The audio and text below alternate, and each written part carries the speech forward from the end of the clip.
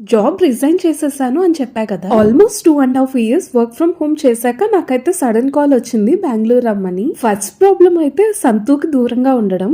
Next ఏంటంటే నా career path గా నేను టెస్టింగ్ ని చూస్ చేసుకున్నాను. నా సెకండ్ ప్రాజెక్ట్ అయిపోయాక థర్డ్ ప్రాజెక్ట్ కోసం అయితే నేను QA గా వెళ్తా అని చెప్పి మేనేజర్ కి రిక్వెస్ట్ చేశాను. నెక్స్ట్ ప్రాజెక్ట్ వచ్చేలోపు నేనైతే ప్రాజెక్ట్ మేనేజ్మెంట్ కి హెల్ప్ చేసేదాన్ని. సో నెక్స్ట్ అయితే నాకు PMO గా ఆఫర్ వచ్చింది. బట్ నేనైతే యాక్సెప్ట్ చేయలేదు, నా కెరీర్ గ్రోత్ కి ప్రాబ్లం అవుతుందని. సో ఇంకైతే రిజైన్ చేసేసా.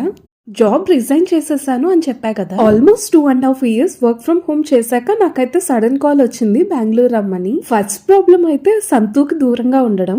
నెక్స్ట్ ఏంటంటే నా కెరీర్ పాత్ గా నేను టెస్టింగ్ ని చూస్ చేసుకున్నాను. నా సెకండ్ ప్రాజెక్ట్ అయిపోయాక థర్డ్ ప్రాజెక్ట్ కోసం అయితే నేను QA గా వెళ్తా అని చెప్పి మేనేజర్ కి రిక్వెస్ట్ చేశాను. నెక్స్ట్ ప్రాజెక్ట్ వచ్చేలోపు నేనైతే ప్రాజెక్ట్ మేనేజ్మెంట్ కి హెల్ప్ చేసేదాన్ని. సో నెక్స్ట్ అయితే నాకు PMO గా ఆఫర్ వచ్చింది. బట్ నేనైతే యాక్సెప్ట్ చేయలేదు, నా కెరీర్ గ్రోత్ కి ప్రాబ్లం అవుతుందని. సో ఇంకైతే రిజైన్ చేసేసా.